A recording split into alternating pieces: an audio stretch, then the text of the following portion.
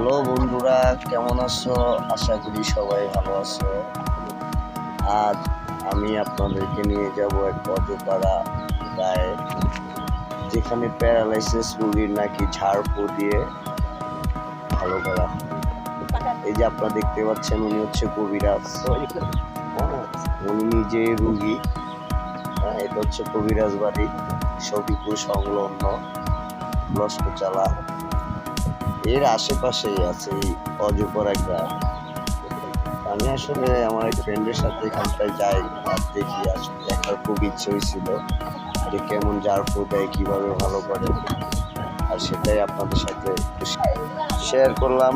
আর এটা আপনারা দেখেন, এই যে উনি হচ্ছে কবিরাজ। আসলে ওনার বাসায় আমি খোঁজখবর নিয়ে দেখছি 2-3 জন নাকি নিজেরাই রুগী। জানি না উনি কি রোগ সারে আর কিভাবে ভালো করে।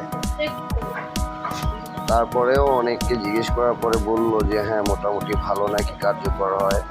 সকালবেলা ওনার ঝাড়ফুঁ পেয়ে নাকি অনেকেই অনেকটা স্বস্তি ভোগ করে। আর এটাই আপনাদের সাথে শেয়ার করলাম। ভিডিওটা দেখতে থাকুন। আর যদি কেউ এরকমটা থাকে আপনাদের বাসায়, যে অনেক ডাক্তার দেখানোর পর অসুস্থতা হন না বা অসুস্থতা মনে করেন না বা ওষুধে কোনো কাজ হয় না, তাহলে যোগাযোগ করুন আমার সাথে। আমি আপনাদেরকে অজপাড়া গ্রামে নিয়ে আসবো। আর ওনার ঝাড়ফুঁ খেয়ে দেখতে পারেন আপনারা কতটা স্বস্তি পান, বা আল্লাহ পাক যদি ওনার উসিলায় ভালো করে তো করতেও পারে।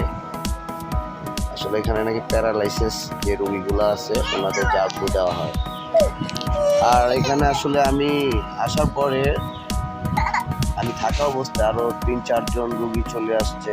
উনি এক এক করে সবাইকে ঝাড়ফুঁ দিচ্ছে আর সবাই ঝাড়ফুঁ খেয়ে চলে যাচ্ছে। এই যে দেখেন ওনার বাড়ির চারপাশ, আমি আপনাদেরকে যদি একটু দেখানোর চেষ্টা করি। উনি হচ্ছে রুগী, এই আঙ্কেলের সাথে আমি আসছি এখানে। আর ওনার বাড়ির চারপাশ যদি দেখাই, সেখানটায় দেখতে পাই আমরা 3-4টা গরু আছে। ওনার অনেক বিশাল বড় বাড়ি, বাগান বাড়ি যেটার নাম। আর সবকিছু মিলিয়ে আসলে যেটা মনে হলো, মানুষ যে কিভাবে এগুলো বিশ্বাস করে আমার এত কাছ থেকে দেখার পর